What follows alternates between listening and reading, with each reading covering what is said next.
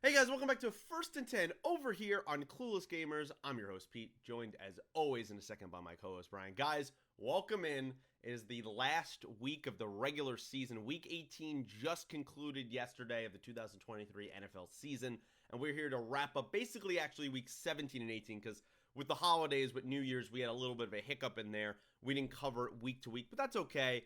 There was a lot of backups in week 18. We don't have to really kind of focus on too many of those games, as many teams either clinched or didn't have an ability to kind of change their playoff seeding, so they rested a lot of people heading into Super Wildcard Weekend. But we'll get to all that stuff. That's not what you're here to talk about, the technicalities of the show. You're here to talk about football. And with that, I welcome Brian in. Brian, it's been, some ways good for one of our teams, some ways disappointing for a season for another one of our teams. We'll get to all of that stuff, but a lot of exciting things to talk about. Now that the regular season is wrapped up, maybe we kind of give our predictions here or who's going to win some of these kind of awards for the season. Now there could be no more kind of efforts towards that, and we head into the playoffs.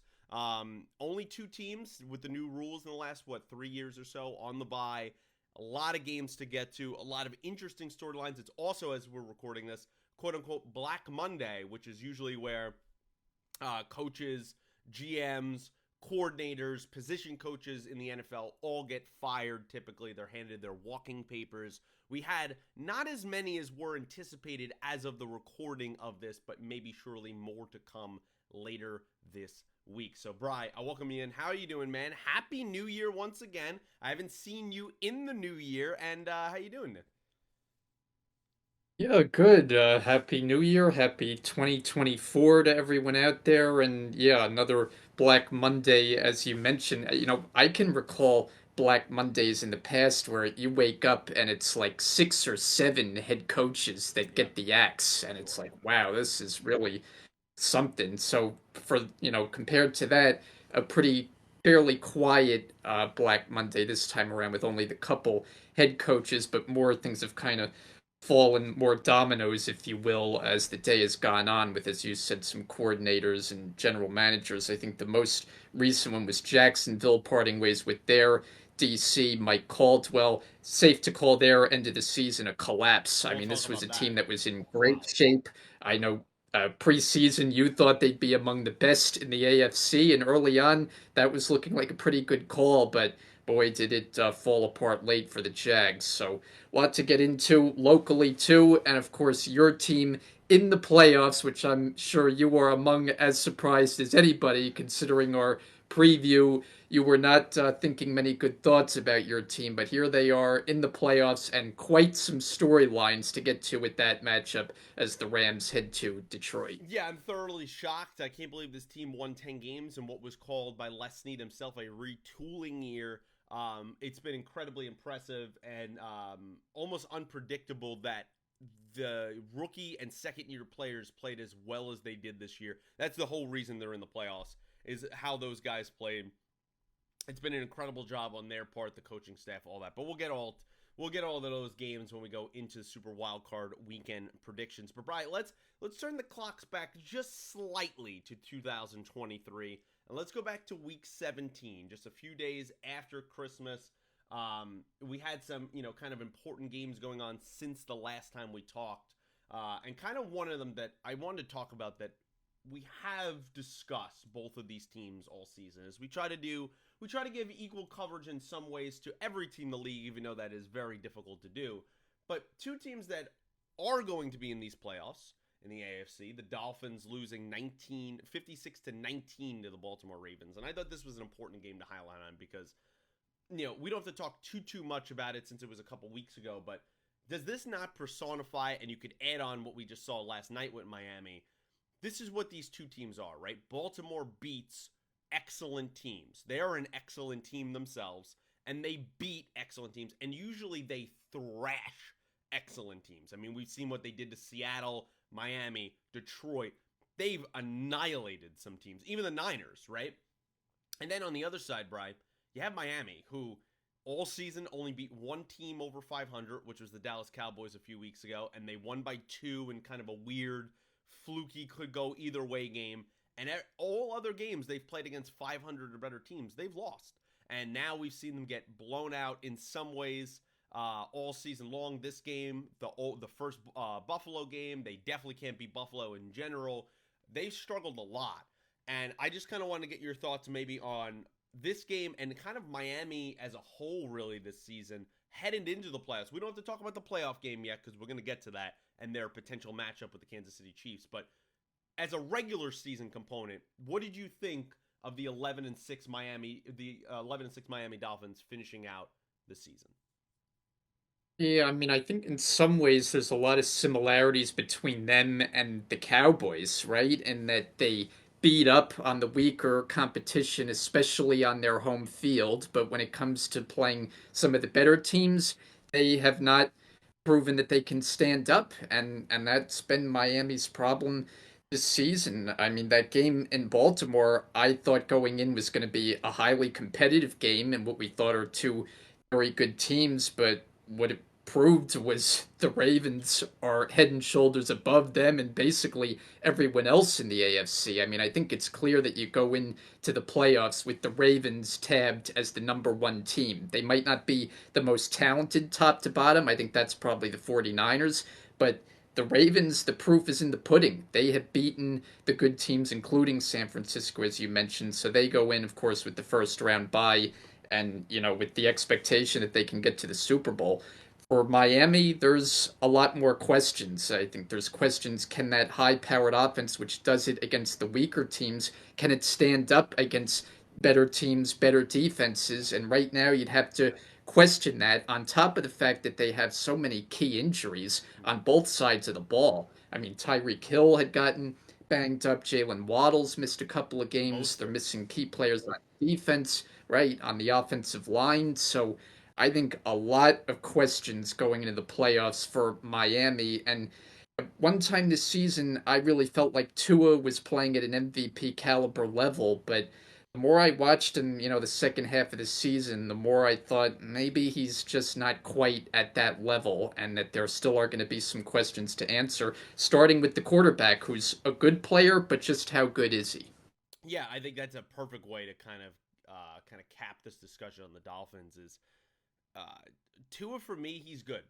He's not great. And now there's going to be a lot of looking in the mirror kind of questions here for the Miami Dolphins in the offseason of, do we really give this guy a giant contract? Because that's what's coming up here for the Dolphins. They have a big decision to make on Tua.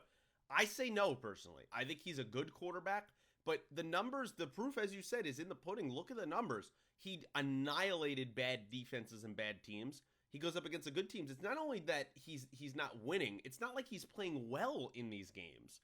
And that's Yeah. been the issue for me, is that he turns the ball over significantly more against better defenses. He just doesn't seem like he sees the field. We know what he can't do in terms of he doesn't have an elite upper echelon arm.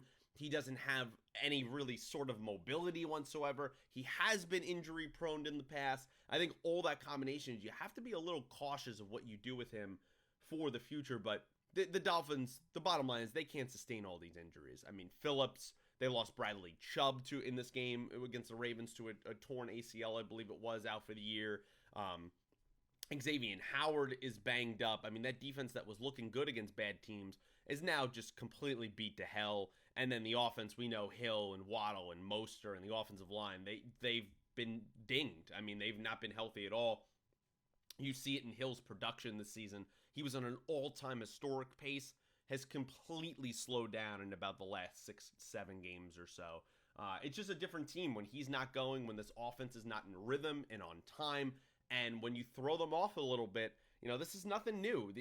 We're not teaching, kind of some amazing, kind of classroom on how to stop the Miami Dolphins on this podcast. It's very simple. Press coverage, throw them off a millisecond, a half a second here or there, and it's just not the same. And now, losing last night, we'll get more even to that game specifically. Last night, losing the division, losing the 2 seed, and now going on the road into a lot of cold weather places for a Miami team in the warm weather. Historically, for this team and other Miami teams, not great. So I think that's going to be a Yeah. fascinating. And I did, before we get out of this game, Brian, we have to talk a little bit more about the Ravens, specifically Lamar Jackson, because Lamar, he sits in Week 18 against the Steelers. This was his last game of the regular season against the Dolphins.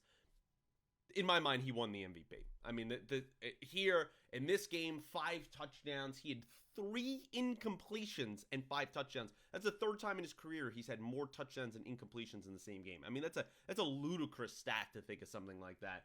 And I think this is where we've all year, us, everybody in the actual media has been kind of up and down of like, who's the MVP? No one's really kind of, setting themselves in front. He did it in this game. He won it. He locked it up. And I think he's going to win his second MVP here when the awards happen just before the Super Bowl. Bri, what'd you think of Lamar Jackson's kind of season? And do you think he's the NFL MVP this year? I do, and I agree with you that it was cemented with that game against Miami because, I mean, he just dominated. 5 touchdown passes. He didn't even throw the ball that many times because of how big the 21. Ravens' lead was. He had 21 pass attempts and throws 5 touchdowns. So just remarkable. And especially, it's an offensive system, the players around him that, they've got some good players, but it's not like, some teams, the weapons that they have. And I thought the loss of Mark Andrews would prove to be a significant one, and maybe it will be more in the playoffs, but Isaiah Likely has I stepped in like and this guy, done a man. very good job. I do. He really has he's really done a good job. So yeah, I think the total body of work this season, I mean, for a lot of the year we were talking about how there wasn't a clear-cut guy, but late in the season, those couple of big performances, the fact that he can do it with his arm, do it with his legs, he's the full package as we know. And that first year off that big contract, he has proven to be worth every penny. Yeah, I mean, you look at it too. Once again, the Ravens relatively healthy, but not at the running back position this season. That just for some reason they just cannot stay healthy at the running back position. Maybe it's just because they do run the ball so much and they're very physical, and it just is a wear and tear a lot on those guys. But I feel like also a lot of freak injuries that their running backs have as well. And they've been able to interchange guys. Gus Edwards takes back over the starting role, and I want to also say Odell has played well. You have Bateman, you have Likely stepping in, but you got to give a shout out to the guy that really has changed this offense. It's Zay Flowers. I mean, this rookie has been sensational. What he can do to kind of take the top off of defense to not only speed but his catching ability, his route running. He's a threat every time he touches the ball. And actually, in this game, I thought it was really funny. They had some great audio NFL films when he gets the 75-yard touchdown, and you could hear Lamar, who one of the mics catches him, that he reacts to how wide open Zay is, and he kind of is like, oh, and then he throws it to him, and it's like it's just funny of like catching those little moments on the field that you don't get to see a lot. And I really enjoyed that. And there was a throw too he had where like Lamar he comes out of the he comes out of kind of getting the ball right. It's hiked to him, and then he's like all the way facing to his left, and then he spins his body completely around, and then I think it was he hit Flowers on the play. Like the ability to turn away from your throwing shoulder and come back to the other side in the same motion is just it's the little things like that that make him so special. He's so unique. He's not like any other player in this league right now. And I don't know if this will be the case because the MVP voting has changed since 2019 because now you don't get one vote, you get I think the top 3 votes. But Brian, there's an outside shot he gets a unanimous MVP again. I mean, I think that's a possibility that he might get all of the first place votes. I mean, do you think it's that kind of cut and dry? I would say probably not, just because, like, for most of the season, when we had this conversation, we're throwing out so many different guys, and in the end, it did look like he cemented it. But I think parts of the season there were some guys. I mean, at one time we were thinking Jalen Hurts. Think about that early in the season as an MVP candidate. And I mean, we got to get into the Eagles at We some point will. because boy, I mean, yikes. That's the only word for them. But yeah, I mean, I think he'll win it. I don't know that it'll be quite that clear cut just because it wasn't so until this late in the season. So I think there's going to be some other guys who still get a decent amount of consideration. Yeah, I'm excited. I guess the only other first place votes I could really think of is maybe McCaffrey, right? Like I don't really think anyone else deserves having even your first place vote. So it'll be fascinating to see what happens with that. Brian, another game I Yeah, did want to. Yeah, go ahead. just real quick, I want to throw out one other name. I'm not sure if anybody's really talked about this guy in the MVP consideration, but I think he's worthy of some votes, and that's CD Lamb. I mean, think about the Okay. way this guy's season ended. I know we talk about Dak Prescott, and he certainly had a great run there for about 5 or 6 weeks, but CD Lamb has just been, I mean, I feel like when you watch the Cowboys on offense, the ball is just constantly in his hands. I mean, he just had a remarkable season, especially the last 10 weeks. So I think he gets some votes. I think he's deserving of it. That would be pretty crazy. I mean, what he did, I forget what exact game it was. I was trying to look it up right there. But there was a game that he was not getting really any targets. He really wasn't making a lot of kind of impact early on in the season. And he goes and talks to McCarthy. The broadcast has talked about this if you watch the games. And he kind of says, like, they kind of paraphrase because we weren't there, of course, of like, hey, I'm not trying to be a diva, anything else, but I think I can do more on this offense. I think you need to include me more. And he's been number one in every receiver category since then. I mean, in everything. Yeah. So the guy, he's an all-world talent. I honestly, I'll be completely honest. I watched him in college. I thought, he'd be a good player. Him and Cooper at the time, that's gonna be a nice thing. I did not think he'd be this guy. And I think what he has done in his maturation process, how he's improved as a receiver, particularly as a number one kind of alpha receiver, and showing up in these big games, game in and game out. His connection with Dak Prescott is like unconscious. I mean, it's like they share a brain link. They know exactly what's going to happen. Yep. I've been thoroughly impressed, and I wouldn't be surprised if maybe he got a vote or two. I think he'll definitely get some third place votes, but we'll see. Yeah. First place, that's tough. I really see it as just Lamar and McCaffrey, so we'll have to see what happens there. Brian, let's in week 17, but we could also talk about week 18 here because I think these two games pair very nicely with each other. The Arizona Cardinals, one of the worst teams in the league, and they compete. Jonathan Gannon has those guys competing. I'm not knocking them for that. But from a talent perspective, I think we could all agree, the viewers, you and I, they're not a good football team, right?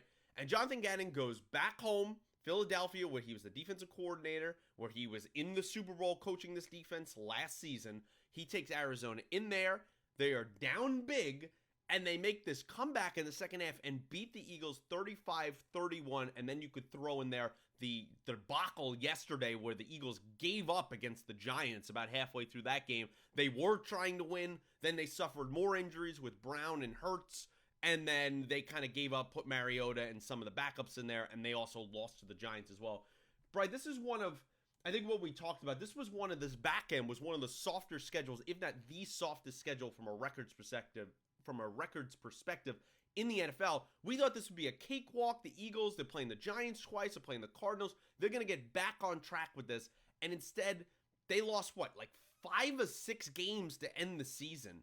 I mean, just an all-time, in my mind, a just collapse of a team. And you know what? It's our fault because we should have seen this coming. Everybody.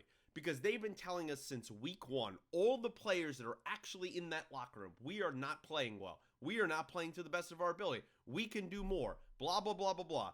They've told us all season. It's not like they've lied to us. And this team looks like it is unraveled. And I'm telling you right now, I'll just say it before I turn it over to you. Something goes sideways. I'm not giving my prediction, but something goes sideways. They lose this game this upcoming week to the Bucs. Nick Sirianni, he's going to be out on the street. I'm just saying that. So that is definitely, in my mind, that's like an almost 100% certainty if they lose that first playoff game. So they better be very careful there in Philadelphia. Brian, what has been your take on the game against the Cardinals, but more so kind of the microcosm here of the end of the season of the Eagles and one of the two teams in the NFL that has just collapsed? Yeah, I mean, it really just feels like it's a perfect storm of everything going wrong for this team. I mean, early on, they were winning, but kind of the story was, like you said, they were, by their own admission, not playing their best football. Yet it still was impressive that they were winning all They beat these good games. teams. They were like eight or right. And the only one they lost to, like the first 10 games, as we pointed out many times, was the New York Jets. But I mean, it has really just fallen off the rails. I think it starts for the Eagles on the defensive side of the ball Absolutely. because even when they were winning earlier in the season, this was not the same defense that we saw a year ago, especially in the secondary, where they were covering about as well as anyone in the league last year, and I think that was a big reason they were able to get all the way to the Super Bowl. This year, that defense has been had all year. You can throw on it, you can Good run deal. on it, and now in this losing streak, their issues have been magnified. But I remember coming on, when they made the change. Remember they brought in Matt Patricia to call the plays on defense. It started with that Monday nighter in Seattle where we were reacting live while doing a show, That was watching as fun. they Yeah. pissed that game away in the late stages. And it just felt like at the time a total panic move. And it feels like since then, the defense is not on the same page. The offense isn't playing well. I mean, Jalen Hurts, I'm sure he's banged up. He's had a multitude of injuries throughout the year, Yes. and it's showing because he's not playing his best. Then, as you mentioned in the latest game, A.J. Brown goes down. Now it seems like he's got a decent chance to play in this playoff game against Tampa, but you talk about all the problems that have happened at once here. I mean, I've seen some speculation that something went down in the locker room there where maybe there's a disconnect between players and that's affecting the on-field product. Whatever the case is, the Eagles go into the playoffs in about as bad a position as any playoff team has ever gone in. I mean, I can't remember a team that goes in, as beat up, as, weak mentally and physically as this team right now. And I just don't know how you could possibly feel good about them, No. regardless of who they're playing. Yeah, I mean they're bottom of the league in almost every major defensive statistical category. I mean you just can't win multiple playoff games, and you certainly can't win a Super Bowl like that. I mean their defense has massively been an underperform, has been an outright disappointment with all those first round picks that they have there, and that pass rush, which is I think the thing that we focus on, what everyone's focused on, has been a disappointment this season. I mean they've done almost nothing. I feel like you don't call their names and recognize kind of the skills of a lot of those guys up front the same way you did last year or years prior. They're not the same team, and that secondary is burnt toast. I mean, we see a few of those throughout the league, but they're horrible. I mean, they for a team that is supposed to be an upper echelon team who has some players there, right? Bradbury and Slay and all these guys. They brought in Kevin Byard. They're horrible. I mean, they can't cover anyone, and we knew this was coming. We always believed that they would right the ship because they have a championship DNA, right? They've been a strong organization, but I think it has been that perfect storm of just injuries, of lack of focus, of I don't know. I really don't know. They're a weird team. I mean, they've Yeah. beaten the Chiefs this season. They've beaten the Bills this season. They beat the Cowboys this season. They've beaten good teams, and then they go against these bad teams in the league, the Jets, the Cardinals, the Giants, and they don't even show up. Like I just don't understand what happened there. And I think with the pressure cooker that Philadelphia is, I think it's a chance that Sirianni, even if they beat the Bucks and they lose in the divisional round, I think it's a shot he gets fired. I really do. He's not calling players on either side of the ball. It seems like the locker room, it just has this weird vibe. They seem like, AJ Brown, they came out and like, they had a players kind of only gathering and said like, oh, he encouraged players to trust in their coaches. So is that implying that they weren't trusting them earlier? I mean, like there's a weird vibe going on there. And you mentioned as well as the defensive coordinator, right? From Desai to Patricia. I don't like anything that's adding up here. And then you look at the game against the Giants here yesterday, and Jalen Hurts' finger is the other way. I mean, I don't feel good about them, Bry, at all. And I No. just we'll talk about the other team that has had a historic collapse here to end the season. But they're definitely the representative in the NFC of historic collapses here. This has been bad, and I think we need to ask Bry, and this is something we could talk about in the offseason, but I just kind of want to throw it out there. Is Jalen Hurts, was that last season kind of just a fluke career season? And is this more who he is? Now, you might throw back to me, well, Pete, he's been injured all season. Sure. I just want to ask the question because people had him on MVP ballots, either early in the season or in the preseason rankings. He's been anything but. So I wanted to kind of get your thoughts on that. Yeah, I mean it's a fair question to ask for sure. I mean, I remember we talked earlier this season, and I thought, that was one of my eh, kind of concerns about them is that people just sort of took for granted, oh, what they did last year, they'll just be able to duplicate it again, and that starts with Hurts. But as you point out, maybe that was a career season, a ceiling, that he reached that he won't be able to reach again. I mean, he got paid, so they certainly have to hope that more of those kind of seasons are in the offing. But I agree, there's definitely concern. I mean, there's concern everywhere, from head coach to quarterback to defense. It doesn't fall just on Hurts, of No. course, but he's part of the problem down the stretch. He definitely is. Yeah, it's been injuries, it's been the defense, but even AJ Brown, very much like Tyreek Hill, on a historic pace, setting records, 125 yards, right, in what, 5 straight games, I think it was at one point. He's been absolutely quiet this last month of the season. I mean, he's done almost nothing. And then gets, kind of banged up here in the last game of the season against the Giants. They're in some trouble. And even though, we'll get to our picks, I'm kind of leaning towards I kind of like them in the Bucks matchup still. They better be careful because I don't see this team really making kind of a far run this postseason. And this was my Super Bowl representative. So trust me, Yeah. it hurts. Ironically, it hurts.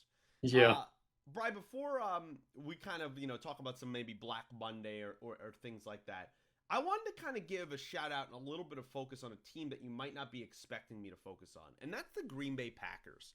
The Green Bay Okay. Packers, in week 17, they kind of have the winner go home game against Minnesota. They win that one 33-10. And then they come back, and even though it was an ugly game, it was a divisional game, they beat the Bears 17-9. They're in the postseason. They're a 7 seed.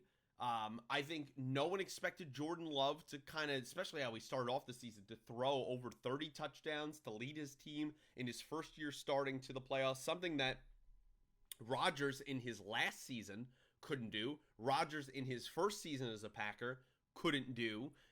I think there's something that you got to give props to this team. They're the youngest team in football. They have a ton of first and second year guys, and yet Matt LaFleur has these guys playing hard. And they've had some dud games, but they've had some impressive ones. I kind of want to get your overall thoughts on what you thought of the Packers, not only in week 17, but kind of as a whole for the season as they go into the playoffs. Yeah, I thought they really rebounded quite nicely because there was a stretch there in the middle part of the season where it looked like this team was going nowhere. Yeah. And, then right around Thanksgiving time rolled around and they had that nice win at Detroit.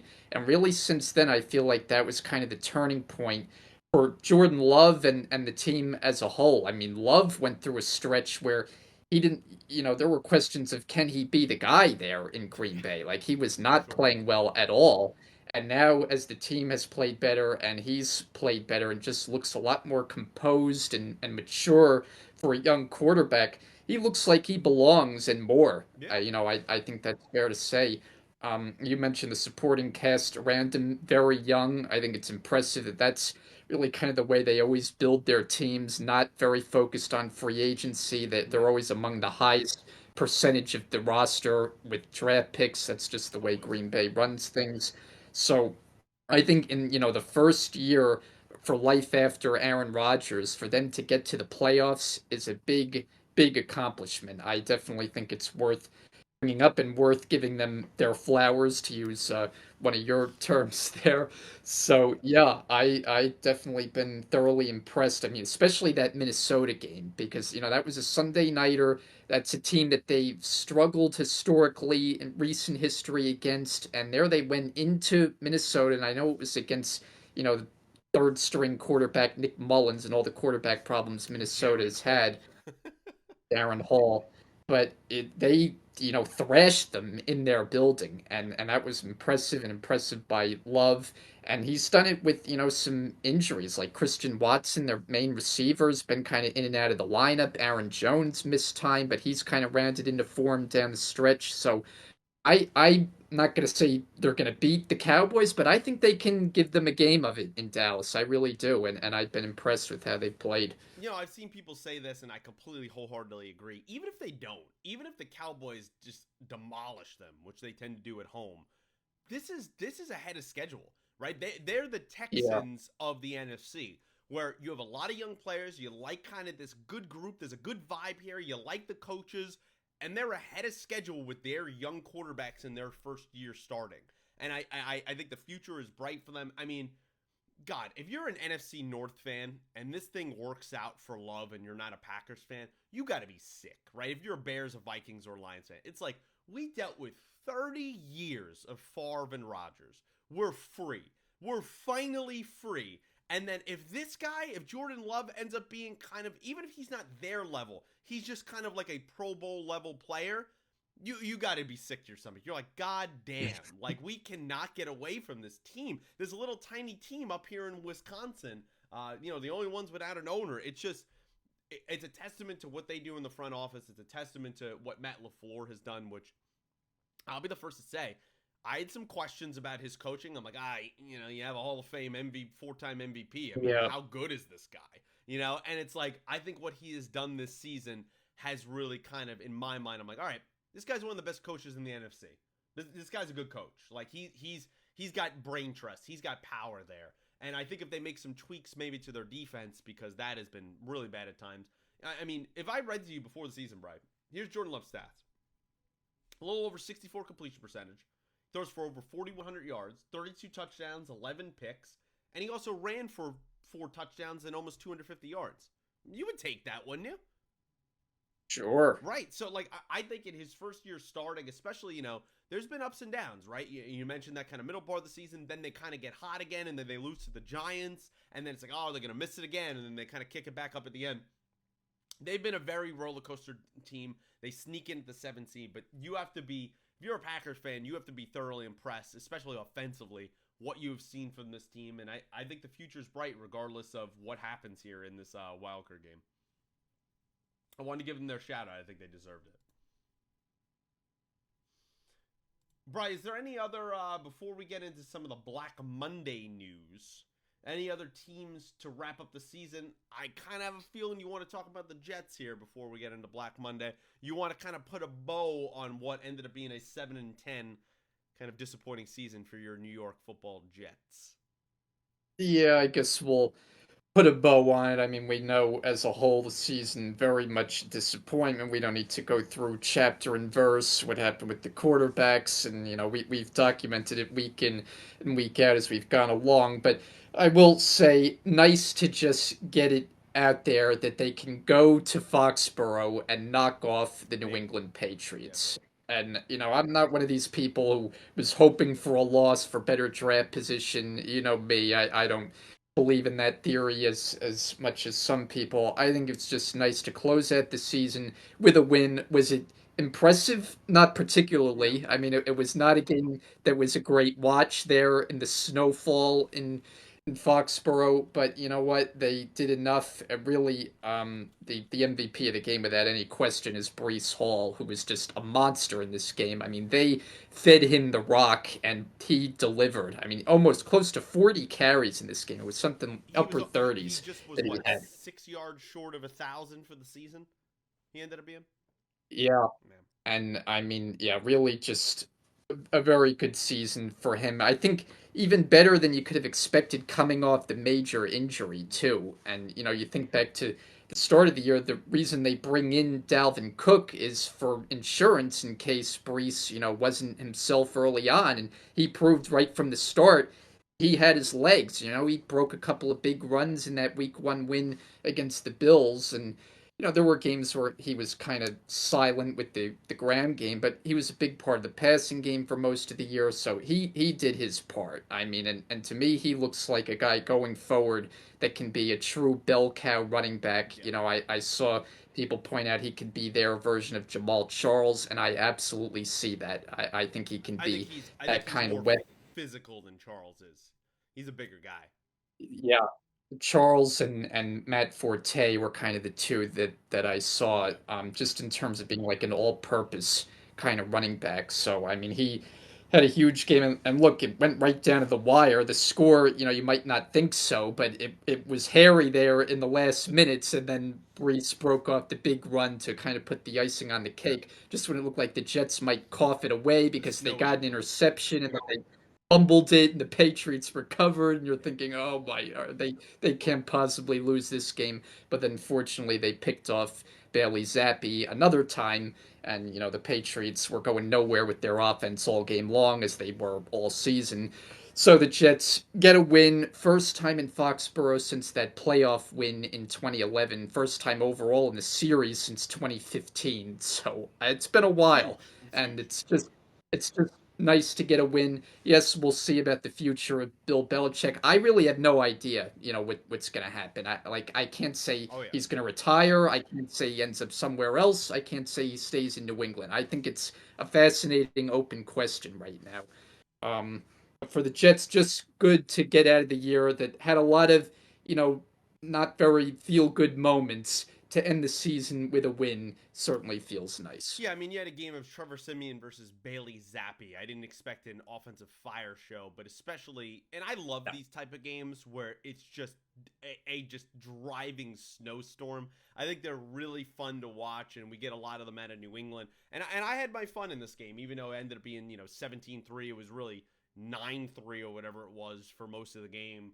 Um, I think Brees Hall has exceeded expectations. I mean, we talked last season before the injury in Denver. Hey, this guy, I mean, he's got some explosive pop. Like, this guy could be a really good bell cow running back. And I think rightfully so, we had questions of, well, did they ease him in? How does he really come off, the ACL? Every guy is different, and he's been everything you wanted and more. And I think his future is very bright now. There's some offensive questions that we have to talk about with the Jets as we go into kind of our off-season podcast of what they're going to do, offensive line, obviously.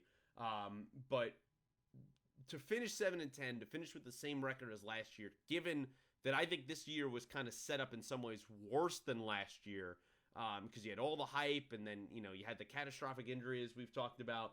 To even finish with 7 wins, to break off a streak that lasted over 8 years, to finally end that, I think that's a big deal. And as you mentioned, possibly end the career of Bill Belichick in New England, I think is also kind of just a kind of stick the knife in and turn it a little bit for the Jets, where a franchise that has been tormented so much by Bill Belichick could finally be the one that kind of sends him off into the sunset, at least with New England.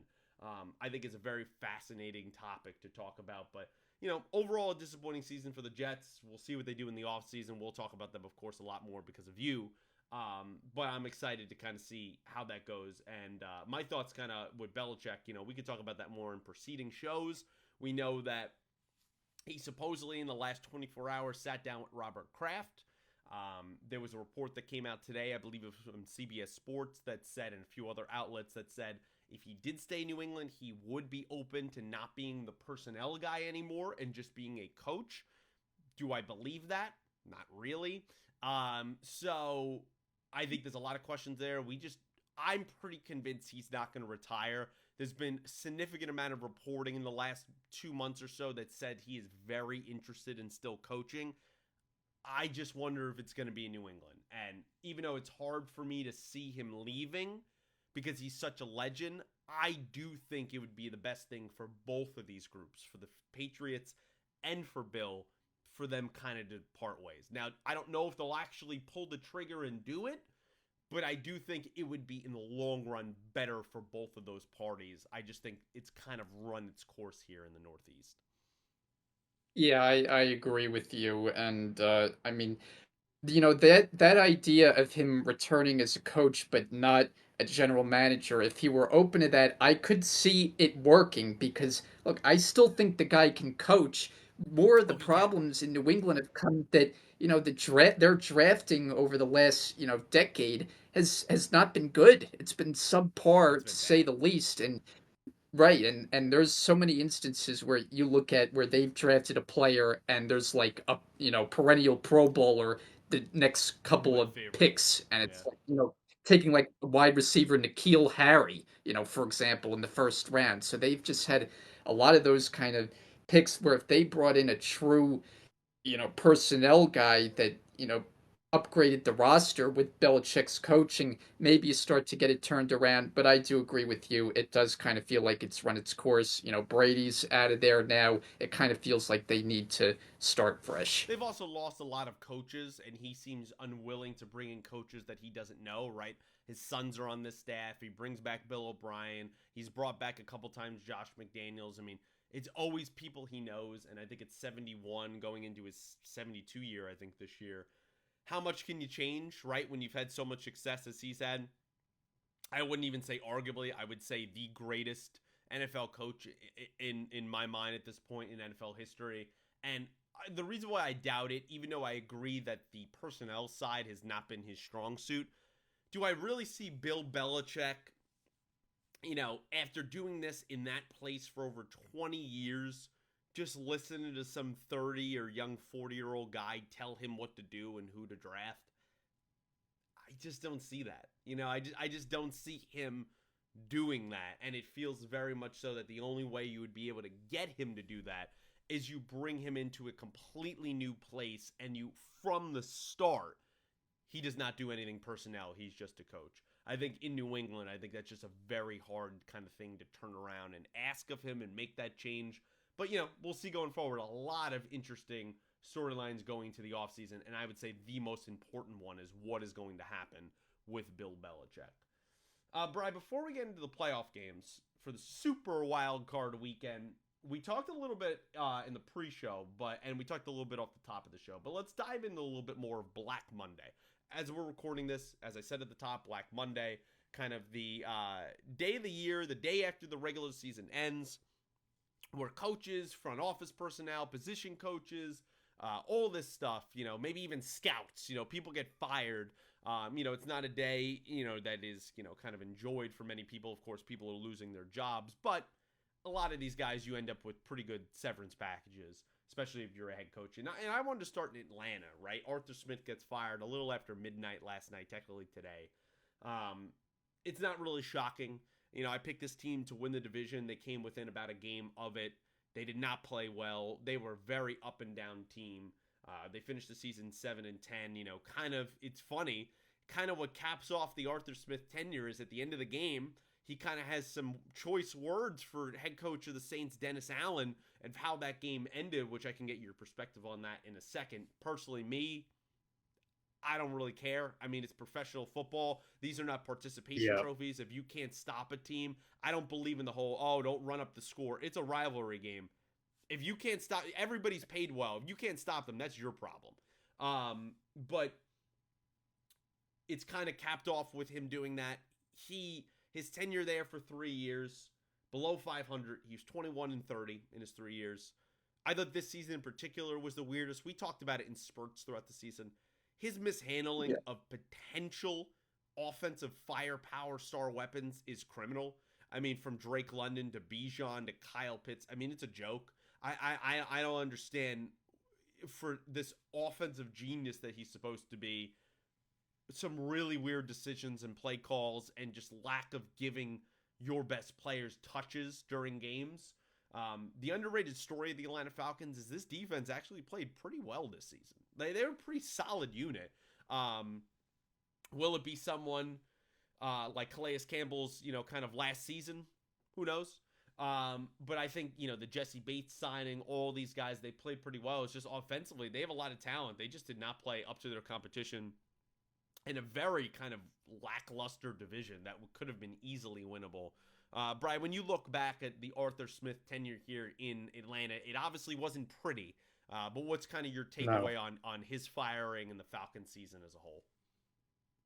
Well, my takeaway is, you want to see progress from year to year when a coach is just starting out. And Arthur Smith, if nothing, was not consistent because all three of his seasons in Atlanta record was the same, 7-10. Yeah. So when you put three of those in a row, combined with all the issues that you outline with how he handled his personnel, and that goes beyond, just the skill position players, kind of the yo-yoing with the quarterbacks, right? It was Desmond Ritter, then it was to Taylor Heineke, then back to Ritter, then to Heineke again. I mean, it just went on, and no matter who we put in, it just didn't work. Now, part of that is neither player is particularly good, but Arthur Smith's coaching, especially the handling of Bijan Robinson. I think that more than, Kyle Pitts not getting the ball and Drake London not getting the ball, but you take a running back that high in the draft, Yeah. you're taking him to feed him the football.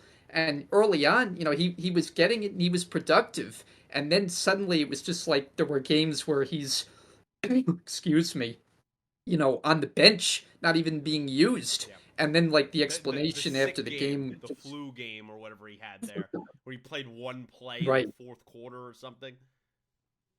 And then it was like the explanations only made it more of a Oh, they strange. were they were not even strange, Brian. I'll go and say they were infuriating. I mean, there were 5 minutes of my life I can't get back when I watched the whole video of him describing why Bijan does not get the ball inside the red zone. I didn't. It didn't even make any sense what he said. Like I don't even know what he was talking about. I was just like, and it's not even. Oh, I don't understand the schematics of football. It was basically a roundabout answer of I don't want to give him the ball. Why? I mean, you even see it Yeah, in this game against the right. Saints. He has a 77-yard reception for a touchdown. He's explosive. Give him the ball. Yeah. So I really think, Arthur Blank, the owner, looked at all those things and realized he needed to make a change. I mean, he seems to be kind of one of the more aggressive owners. He's one that you see on the sideline, unlike most teams after games. He's one who's present, like a Jerry Jones. So he's going to make a change when he doesn't see progress. And the fact is, you had 3 straight losing seasons. You didn't show progress from year to year. And this year, with things just getting kind of strange across the board, I wasn't at all surprised. I mean, I thought a change could definitely be coming there. And it'll be interesting to see, what direction they go. I mean, obviously, the big question, right? Their huge question is what they do at the quarterback position. They're in kind of an odd scenario, right? It's 7-10. They're not going to be at the top of the draft for one of the upper echelon projected guys. Do they go after a Fields? If the Bears move on from him, he's an Atlanta kind of Georgia native. Played his football there as well, his college football. I don't know. I mean, there's some speculation there. Could they go for some of these other free agents potentially? Do they give a ring up to Kirk Cousins, who's going to be a free agent? I don't know. But you have to improve that position. But you can't deny that there is significant offensive talent on this team that is just the potential is waiting to be mined. And hopefully the next head coach can kind of do that in a very, very winnable division. Some of the other things that went down, that we don't have to spend any really time on, but the Panthers released their GM today. They fired Scott Finnener. He's gone. I mean, makes sense, right? They're cleaning house over there. We know what David Tepper, the owner, is. He's one of the most aggressive owners in the 4 major sports in America that I could think of in recent years. I mean, he is very impatient, has a ton of money. Can they get it right in Carolina when there's 1,001 problems there for what is going to be the second year of Bryce Young? Good luck to him. There are questions with what's going to happen in Vegas, right? The players have been very advocating much for interim head coach Antonio Brown. Antonio Pierce, excuse me, not Antonio Brown. God. Oh gosh. That would be an intriguing move. We talked about before that they didn't, keep Rich Bisaccia when they were in the same situation about a couple seasons ago. There has been reports out there as well that they are extremely interested in Jim Harbaugh, who's actually playing his college football championship right now. Yeah. We'll see what happens there. I think it's fair to say that the Chargers are not bringing back Gibbs. I think he's gone as his interim head coach after they fired Staley and the GM Tom Telesco. We'll have to see what happens there. Very interesting news that the Giants get rid of their special teams and offensive line coach today, but then Wink Martindale, the defense coordinator who had a pretty solid season, resigns from his position today for the New York Giants. I thought that was a very fascinating move. I wanted to wonder before we moved on, did you want to give kind of your 2 cents on what you thought of his resignation? Yeah, there were rumblings during the season that he and Brian Daboll were not seeing eye to eye, and that I remember seeing reports that they wouldn't be surprised because of the kind of rift between the two of them that they would part ways after the season. And then, I had seen things that said he would be back, so it was a little bit of a surprise that he did end up resigning. But the bottom line is your coaches have to be on the same page, and if there's a real rift there, there's a big, considerable age difference between Dayball and Martindale, and Yeah, certainly a difference of philosophy. I don't think Wink did a bad job, with what he was given. I not at think the all. Giants defense definitely competed over his couple of years there, and he's certainly a guy who is going to be in demand. He's a well-respected defensive coordinator, a lot of years there in Baltimore, running good defenses. So the Giants are going to have to, find someone to replace him, and that's not going to be easy. Yeah, I was pretty shocked by that. I mean, I think he's going to get another job if he wants it somewhere around the league, and we'll have to see what happens there. But the Giants also going to have some considerable questions this season going into the offseason. But hey, to kind of finish up strong with the Eagles win, kind of piece together, what they end up having 6 wins this season. All the injuries they had, including to their quarterback, I think that's decently impressive for Dayball. Of course, not much like last year. And then at the moment, the only other big head coaching move, which was also expected, was Ron Rivera and kind of his staff, including Del Rio and the defensive backs coach. They were relieved. They were fired today. They described this to the media as more of a mutual parting between Rivera and Washington. I mean, he made a comment that I thought really stood out in the last 10 days or so, where he said the last what was it, 5 or 6 weeks, he's actually been coaching instead of managing for the last about 3.5 years, and I think that more speaks to all the turmoil that happened in the building, all the scandals, the kind of that laid in the wake of former owner Dan Snyder. And, at the end of the day, he didn't make the best decisions. He didn't have the best talent. He certainly didn't have an all pro level quarterback. And, Rivera, a coach that I do think is a little overrated, to be honest, and kind of his head coaching ability. His tenure in Washington marred with more questions and scandals that were not his own, and also, of course, his triumphant victory of his own personal health as well, more than the actual on-field play of the Commanders. But he did steady the ship through a lot of stuff. 2 name changes that the team went through. I mean, a lot of stuff that they did go through in Washington, and now we'll see with the brand new owner that bought the team for over, I think, $6 billion there in Josh Harris. We'll see what the Commanders do there in Washington, which now in past years is actually an attractive job compared to the last, few decades there in Washington. What'd you think of Ron Rivera getting relieved of his position in Washington?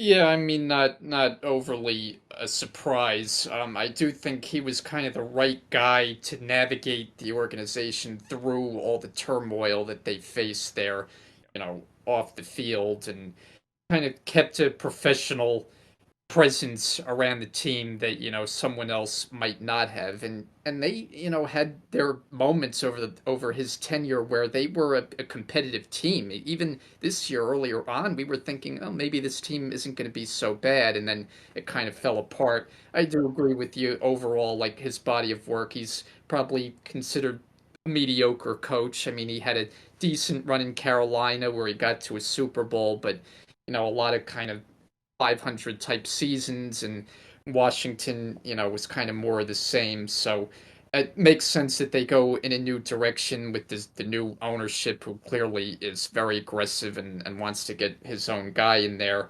So yeah, I mean they've got a lot of work to do.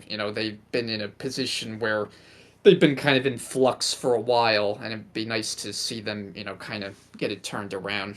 Yeah, I'm a little bit excited for them actually, just because I do think it now becomes a attractive job, which we've said for the history of the show and the history of our lifetime. God, Dan Snyder, who the hell wants to go work there?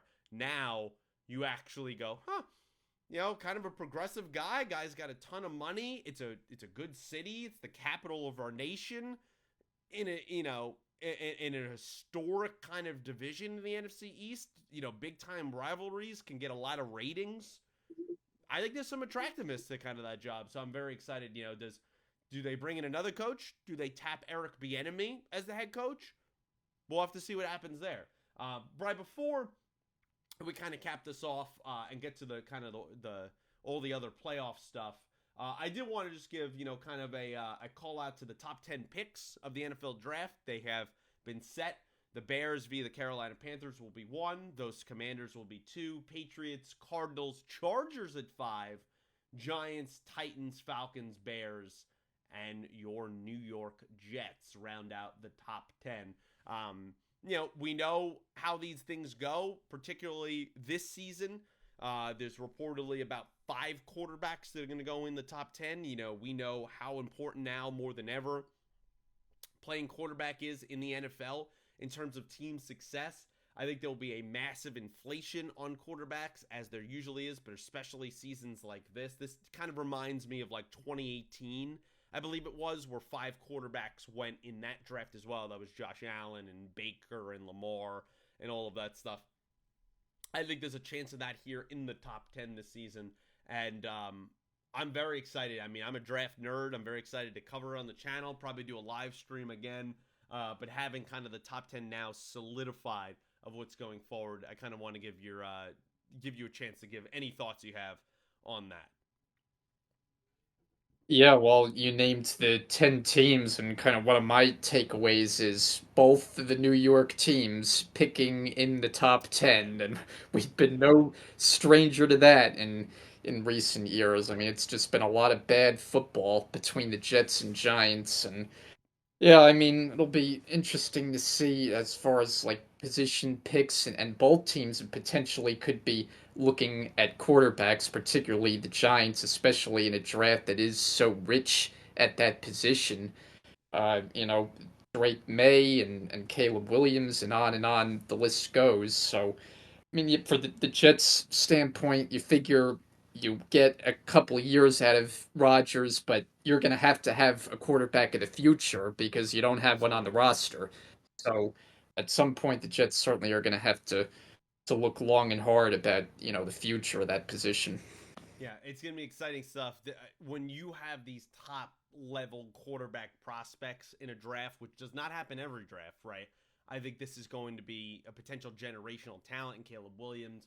It's going to be a lot of fun seeing who trades up, how much does it cost, what players go where, do the Bears make a move, does Bill stay in New England? I think a lot of those questions of who's picking for these teams as well, the Commanders included, is going to determine the future for the next 4 or 5 years for a lot of these franchises.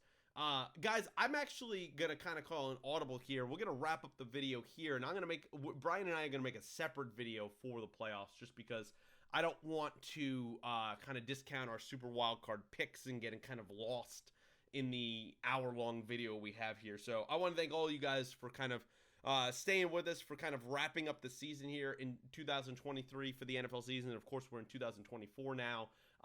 To be 40 years that we've done this podcast in the regular season, I'm not going to talk about it long. I think is just extremely gratifying. It's been a lot of fun. I'm sure Brian will say the same. Thank you guys for all being out there and being loyal viewers and fans and commenting and liking and all that stuff.